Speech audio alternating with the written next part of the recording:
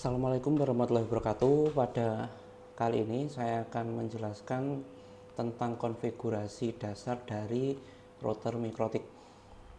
Nah, ini untuk konfigurasi dasarnya, ini saya nanti akan menghubungkan dari koneksi internet masuk ke router ini, kemudian disalurkan ke PC. Jadi di sini nanti untuk topologinya di Ether 1 ini saya hubungkan dengan internet. Ini sudah ada dua kabelnya. Jadi yang kabel abu-abu ini yang dari internet, sumber internet dari saya, ini saya masukkan ke Ether 1. Kemudian yang kabel warna kuning ini saya hubungkan ke PC. Nah, ini dimasukkan ke Ether 2. Nah, jadi topologinya seperti ini. Nanti prosesnya dari koneksi internet masuk ke router, kemudian dari router ini kita hubungkan ke PC. Nah, untuk konfigurasinya kita setting setelah ini. Nah, untuk melakukan konfigurasi, pertama kita buka tool yang bernama Winbox. Nah, di sini sudah ada router yang terhubung dengan komputer. Kita klik bagian MAC address-nya, kemudian di bagian untuk login ketikkan admin dan passwordnya dikosongkan, kemudian baru kita connect. Untuk konfigurasi dasar yang langkah pertama itu sebelum kita setting sesuai konfigurasinya, kita hapus dulu konfigurasi yang ada di router. Jadi router ini kita kembalikan konfigurasinya seperti bawaan dari pabrik. Pertama kita masuk ke menu sistem, kemudian reset configuration. Di sini ada 4 pilihan konfigurasi. Ini akan kita centang di bagian no default configuration agar konfigurasi bawaan mikrotik itu benar-benar hilang. Jadi mikrotik yang akan kita setting itu semua konfigurasinya kosong. Setelah dicentang kemudian reset configuration, yes. Nah, di proses ini router akan mereboot atau merestart ulang untuk menghapus konfigurasi yang ada di router. Jadi ini kita tunggu dulu beberapa saat sampai router ini nanti akan keluar dengan sendirinya.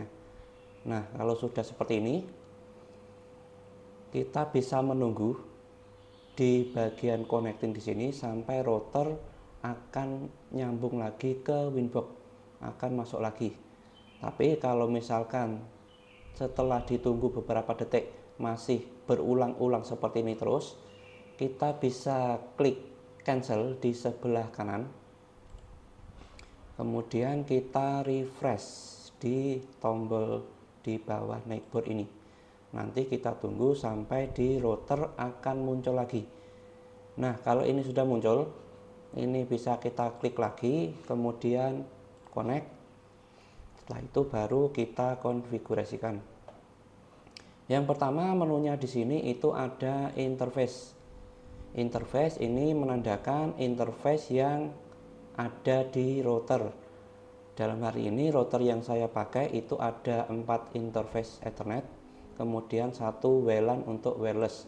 Nah, di sini Ether 1 ini sudah saya hubungkan dengan internet, Ether 2 dihubungkan dengan PC. Nah, tandanya kalau sudah terhubung itu di sini ada huruf R. Huruf R ini berarti interface tersebut sudah digunakan, sudah terhubung dengan perangkat yang lain. Nah, di interface ini kita bisa memberi tanda. Jadi untuk Ether 1 kemana, Ether 2 kemana, dengan memberikan komen. Komennya itu yang di warna kuning yang ada di sebelah atas ini. Ini bisa diklik, kemudian kita bisa beri tanda internet seperti ini, kemudian oke.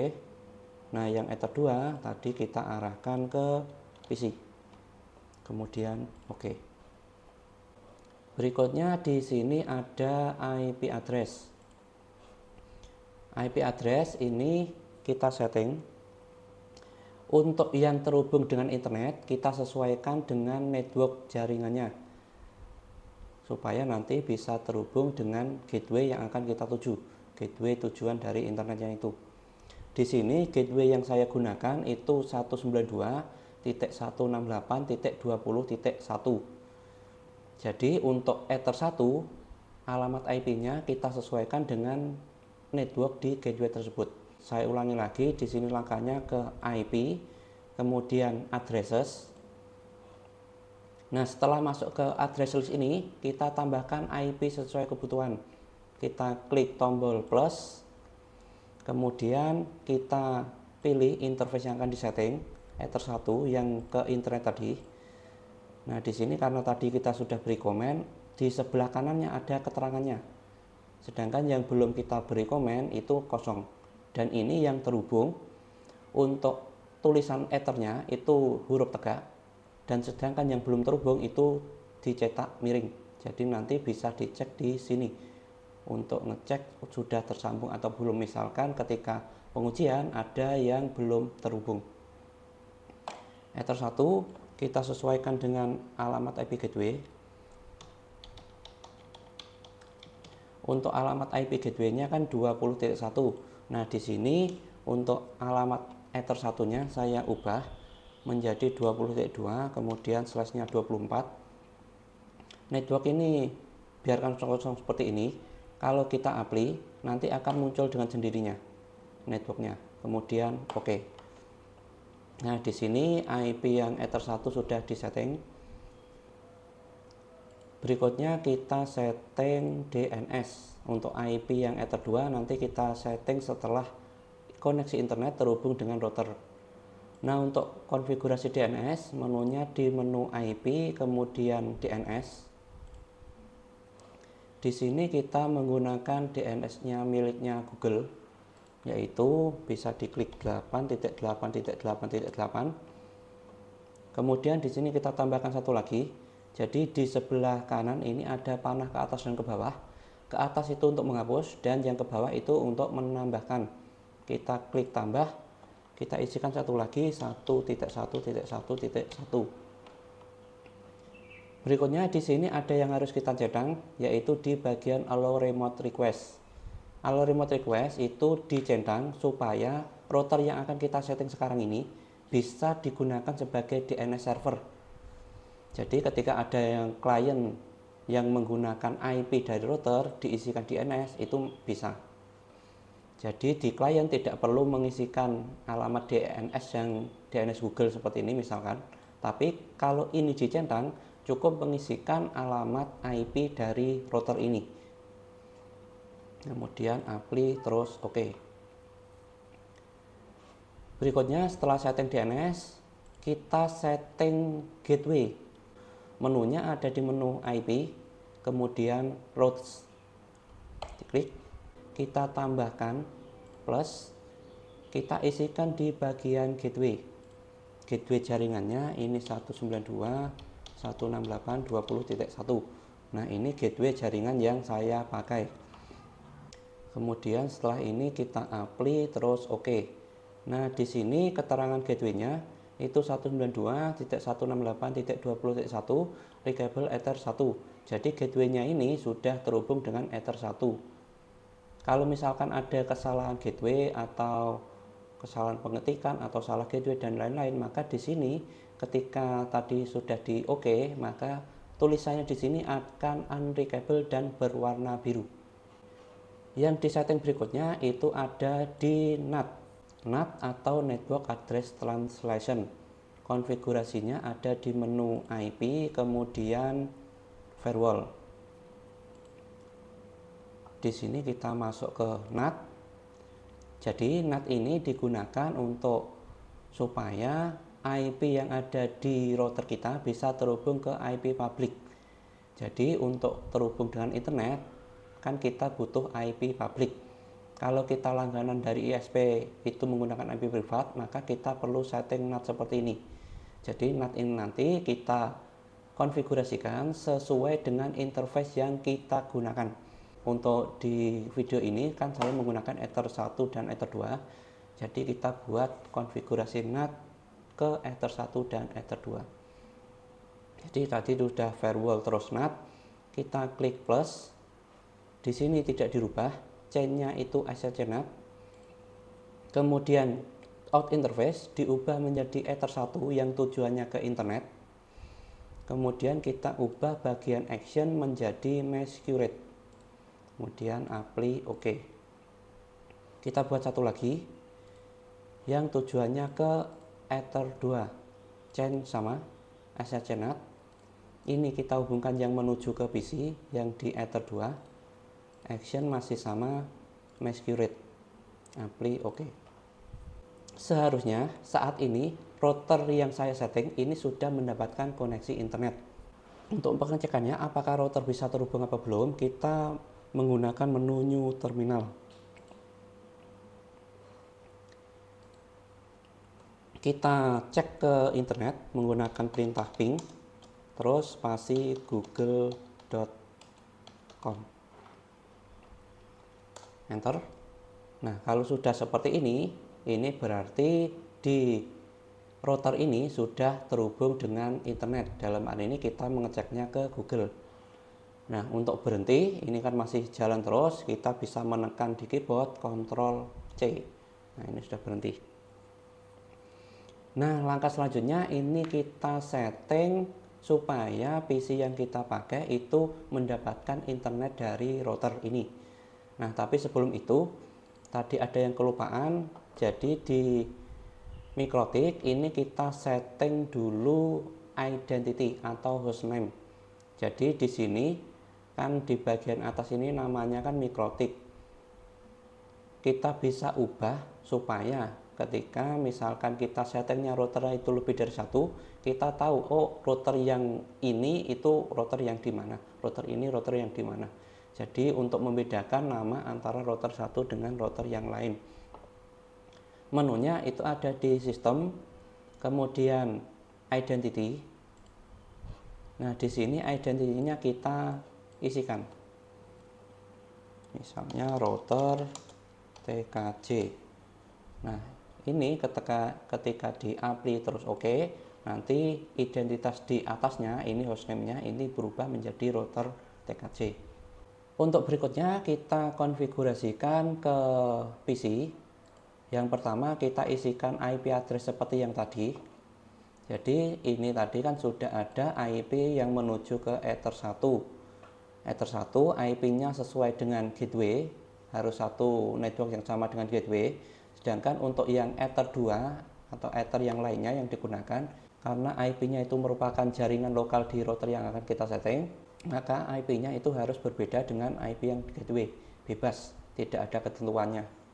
Kita tambahkan, kita setting ke Ether2 yang ke PC. Di sini kita buat IP-nya 192.168.10.1 untuk prefix-nya /24. Kemudian apply terus OK. Di sini yang berikutnya kita buat agar klien itu bisa mendapatkan IP secara otomatis. Di router MikroTik ini ada 3 konfigurasi DHCP. Yang pertama itu DHCP client, kedua DHCP relay, dan ketiga DHCP server. Nah, perbedaannya kalau DHCP server ini nanti yang digunakan untuk memberikan IP ke klien. Entah itu kliennya itu berupa PC atau router atau yang lainnya.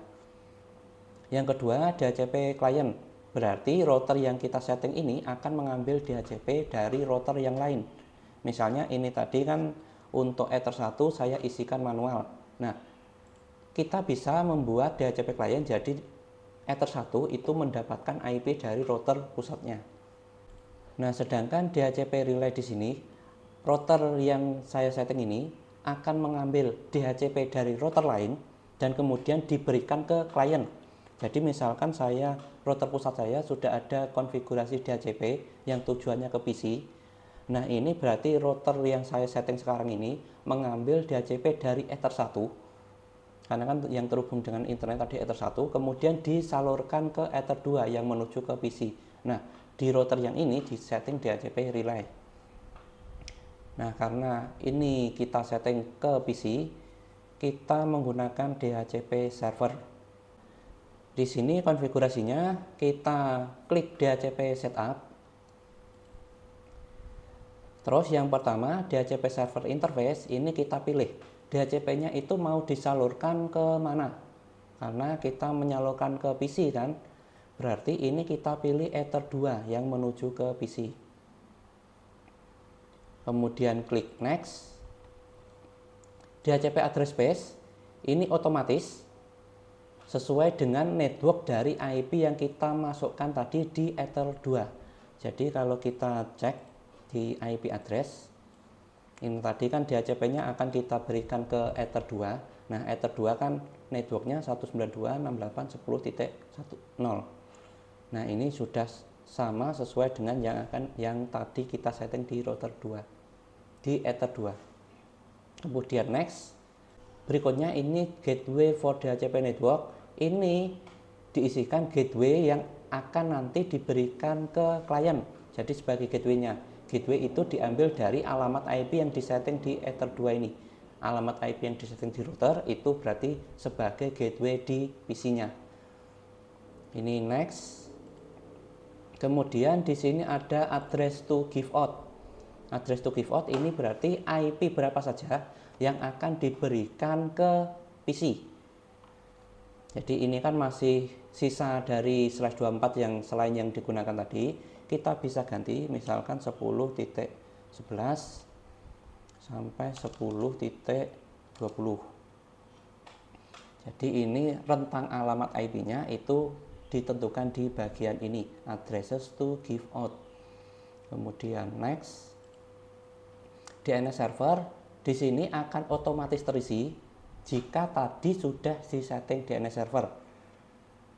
Jadi di sini bisa diganti, nggak harus sama dengan yang disetting di IP DNS tadi, tapi kalau mau mengambil dari IP DNS itu juga bisa.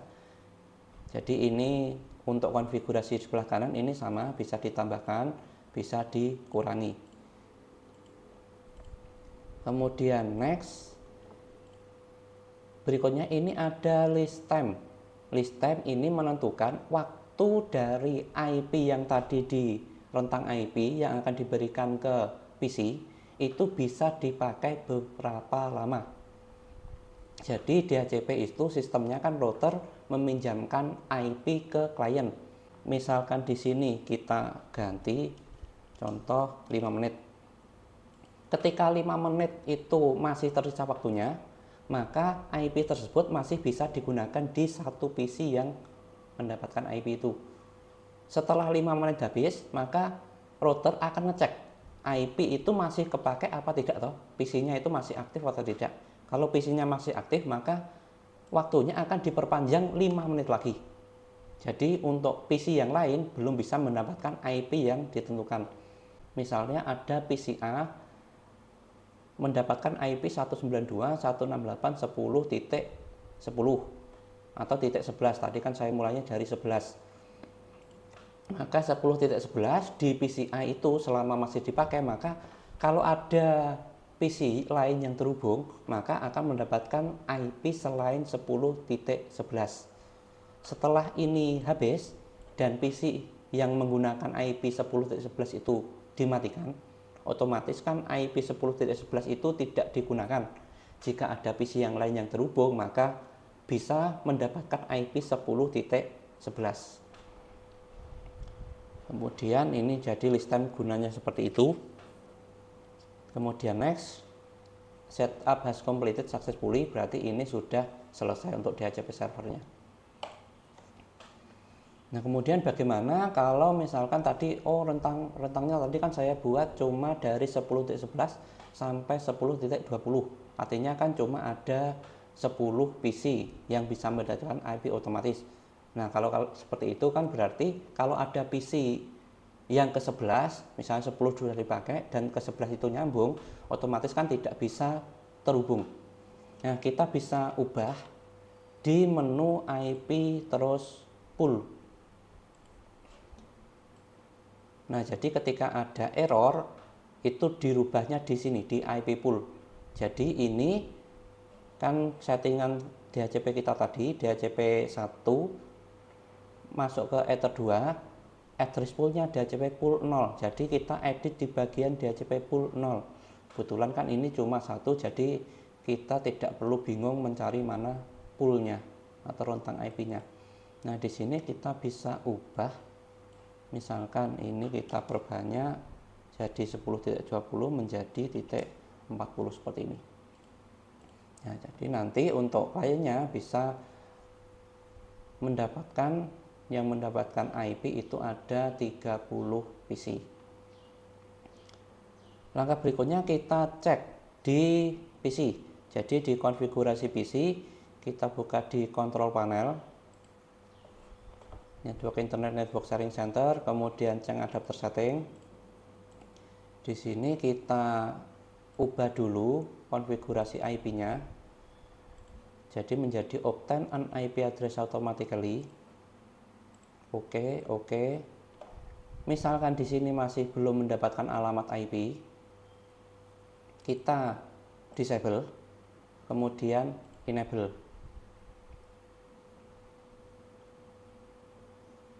Nah, ketika di sini sudah berubah menjadi network seperti itu, kita cek alamat IP-nya menggunakan klik kanan, terus status, kemudian kita klik detail. Nah, ini sudah mendapatkan alamat IP dari router, dan seharusnya ketika setelah ini kita coba koneksi internet, maka PC sudah bisa terhubung dengan internet. Nah, di sini gateway-nya 10.1, 191.168.10.1, alamat IP-nya 192.168.10.40. Jadi tadi kan rentang IP saya dari 10.11 sampai 10.40. Nah, itu akan diberikan secara otomatis. Kemudian di sini ada list obtain. Jadi IP DHCP ini didapat pada tanggal 8 Oktober 2023 jam 9.33 lewat 19 detik. Nanti IP-nya akan ditarik lagi kalau PC ini yang saya pakai sudah tidak digunakan. Setelah jam 9.38 menit 18 detik, maka IP ini akan dicek di router. PC-nya itu masih menggunakan IP ini apa sudah tidak dipakai. Kalau masih digunakan berarti IP 10.40 akan diperpanjang waktunya. Kalau misalkan sudah tidak digunakan, maka akan ditarik lagi ke router dan bisa digunakan di PC yang lain. Nah, sekarang kita cek apakah koneksinya sudah bisa nyambung apa belum. Kita buka Google. Nah, ini sudah terhubung dengan internet. Nah, kita juga bisa cek dengan menggunakan ping. Caranya menggunakan CMD, kemudian ping ke google.com. Nah, ini juga sudah terhubung. Nah, jadi untuk praktik saya hari ini di sini kita sudah bisa menghubungkan dari koneksi internet, kita masukkan ke router, kemudian kita hubungkan ke PC. Sekian pembahasan di video saya kali ini. Jika ada pertanyaan tentang materi, bisa langsung tanyakan di kolom komentar. Wassalamualaikum warahmatullahi wabarakatuh.